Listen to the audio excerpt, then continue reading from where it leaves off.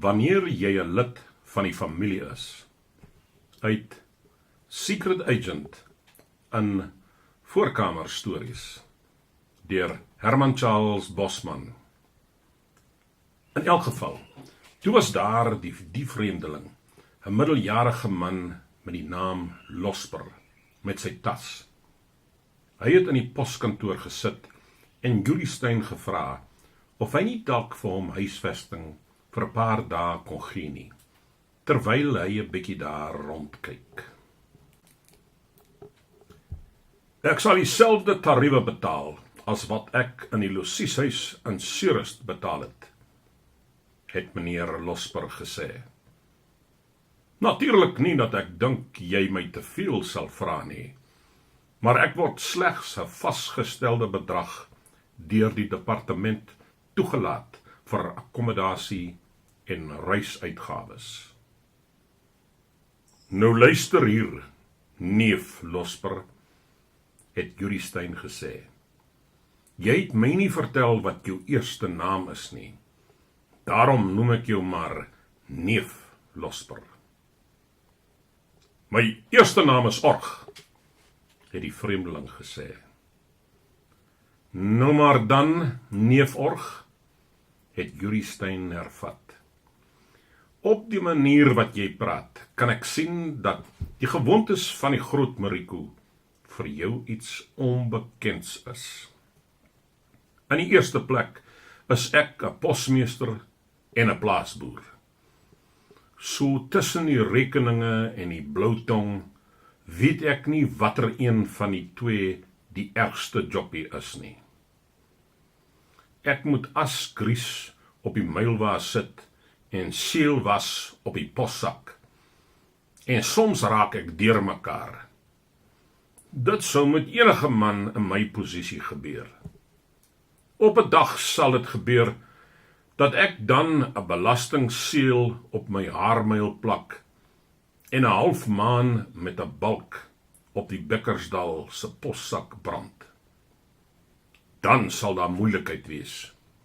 Ek bedoel, eintlik probleme met my haarmyl. Die poskantoor sal nie enige verskil agterkom nie. Maar my haarmyl kan op sy manier nogal snaaks raak. Hy sal nou wel die mylwa trek, maar dan moet alles wees soos hy dit graag wil hê. Hy sal nie daarvan hou dat mense vir hom lag, omdat hy 'n belastingseël op sy agtersteewe het nie.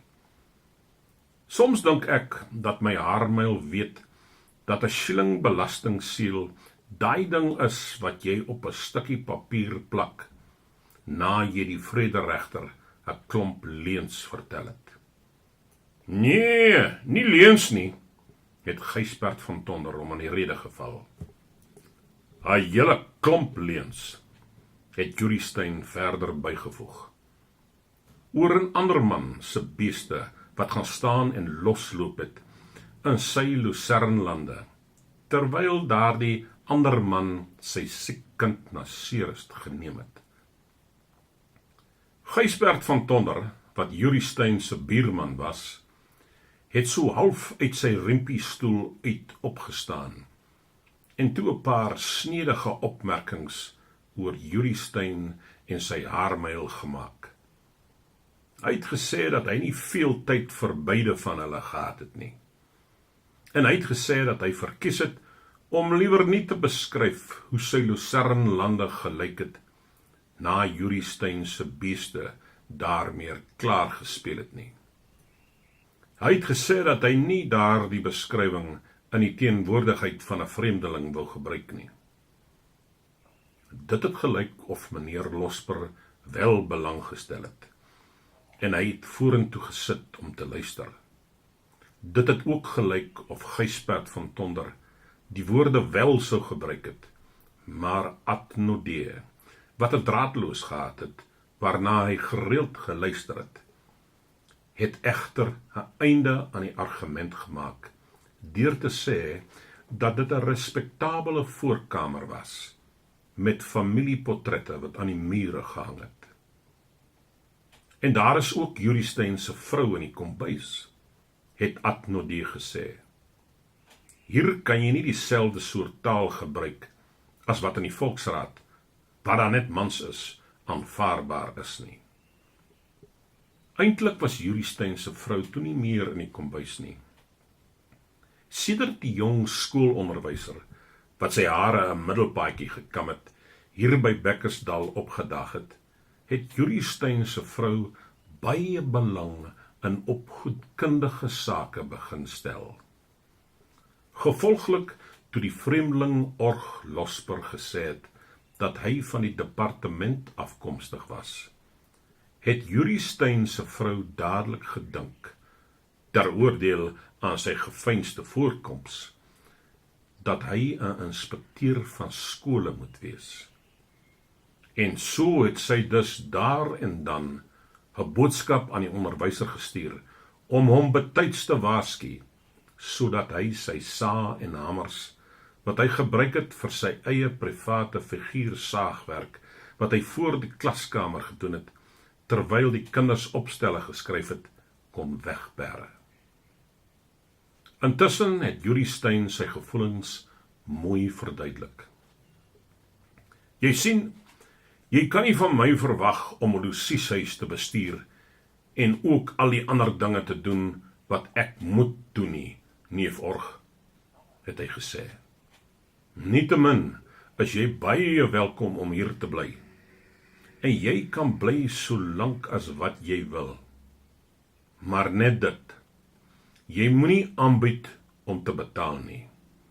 As jy beter bekend was met hierdie wêreld hier rond, sou jy geweet het dat die groot Moriko 'n besondere reputasie vir gasvryheid het. Wanneer jy by iemand kom bly, sal hy in sy eer gekrenk voel as jy hom geld aanbied. Maar dit sal my baie gelukkig maak om jou uit te nooi om in my huis te bly asof jy lid van my eie familie is. Toe het Org Losper gesê dat dit presies was wat hy nie wou hê nie. En daaroor het hy ernstig gevoel. Wanneer jy deel is van 'n familie, kan jy vir niks nee sê nie, het hy verduidelik. Ek het my beste broek by Pilanesberg aan 'n draad geskeur. As 'n lid van 'n familie het ek gehelp om die donkies na die waterkar toe te keer. By Nuutverdiend het 'n groot wit vark 'n stuk uit my tweede beste broek en my been gebyt. Dit was toe ek 'n lid van die familie was en gehelp het om emmers vol varkkos na die troe toe aan te dra. Die boer het gesê dat die groot witte daardie dag net 'n bietjie baldadig was. Wel, miskien het die groot witte gedink dat ek ook lid van die familie was. Sy familie, dis wat ek bedoel. Op 'n plaas by Abjaterskop het ek amper by 'n mynskag wat 'n ombreek geraak het, ingeval. Ek het gehelp om 'n dooie bil in die skag af te gooi, toe ek 'n lid van die familie was. Die bil het van milksiekte gevrek, en ek het gehelp om aan die een poot te trek. Terwyl ek agteruit geloop het ek net betyds van die opening van die mynskag af weggespring. Dit was amper te laat. Ek kan jou ook vertel wat met my in die Dwarsberge gebeur het, toe ek daar 'n lid van die familie was. En ook wat met my gebeur het, toe ek 'n lid van die familie by Derdepoort was. Ek het nie geweet dat daardie familie 'n groot skil oor waterregte met die familie langs hulle gehad nie. En dit was toe ek 'n watervoer met 'n graaf oopgemaak het, dat 'n geskoot bokhaal deur my hoed getrek het. As lid van die familie het ek juist toe knie diep in die modder gestaan. Dus kon ek nie te vinnig weggehardloop het nie. So jy sal kan verstaan dat as ek sê dat ek liewer wil betaal, is dit nie omdat ek onkundig is oor die pragtige tradisie van die Moriko vir die vriendelike en oorvloedige ontvangs wat hy aan vreemdelinge verleen nie. Maar ek wil nie julle vriendelikheid verder misbruik nie. As ek enige verdere Bosveldse gasvryheid kry, mag ek dalk nooit weer my vrou en kinders sien nie. Dis alles goed en wel om 'n lid van iemand se familie te wees, maar ek het 'n plig teenoor my eie familie. Ek wil graag in lewende lywe na hulle toe terugkeer. Johnny Koen het opgemerk dat wanneer Gysbert van Tonder weer 'n volgende keer 'n Amerikaanse toerist moes rondwys, hy hom nie na die Limpopo toe hoef te neem nie. Hy kon hom maar net na sommige plase in die Mariko neem. Dit was toe dat Gysbert van Tonder sommer reguit vir Org Losper gevra het wat sy besigheid was. En tot ons verbasing was die vreemdeling baie eerlik met sy antwoord. Dis 'n nuwe werk wat die Departement van Verdediging vir my geskep het Org Losper gesê. Die pos het nie voorheen bestaan nie. Jy sien, met die jongste verkiesing het ek baie hard gewerk deur mense se name van die kieserslys te verwyder. Jy het geen idee hoeveel name ek laat afhaal het nie. Ek het self die name van party van ons kandidaat se ondersteuners laat skrap. Maar jy weet hoe dit gaan. Ons maak almal maar foute. Dis 'n hoogs vertroulike pos. Dis 'n belangrike verdedigingsgeheim. Ek is onder eed om niks daarvan te onthul nie. Maar ek kan julle egter wel vertel dat ek besig is om 'n bepaalde ondersoek namens die Departement van Verdediging in te stel. Ek probeer vasstel of iets hier rond gesien is. Maar die pos is natuurlik vir my geskep, as julle verstaan wat ek bedoel. Ons het gesê dat ons dit baie goed verstaan. Ons het ook geweet, aangesien hy daaroor onder eed was, dat die aard van Org Losper se navorsing in die Groot Mariko vroeër of later sou uitlek. En soos dit toe wel gebeur het, het ons binne die volgende paar dae wel uitgevind. Amalapi, wat vir Adrian Geel gewerk het ons vertel. En toe het ons begryp hoe moeilik Org Losper se werk was. En ons was nie langer afgunstig oor sy werk vir die regering nie. Selfs al was dit spesiaal vir hom geskep.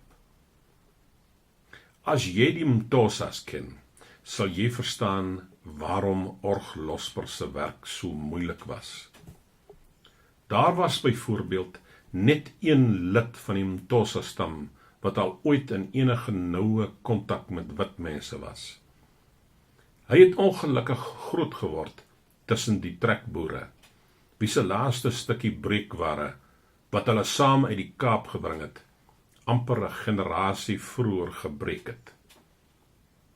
Ons het gevoel dat die Departement van Verdediging darm 'n makliker taak vir Org Losper kon gevind het, eerder as om hom rond te stuur om sulke vrae aan die Mtosas te vra. Hulle wat nie eers geweet het wat 'n alledaagse kombuispiering was nie. Wat nog 'n vleiende een.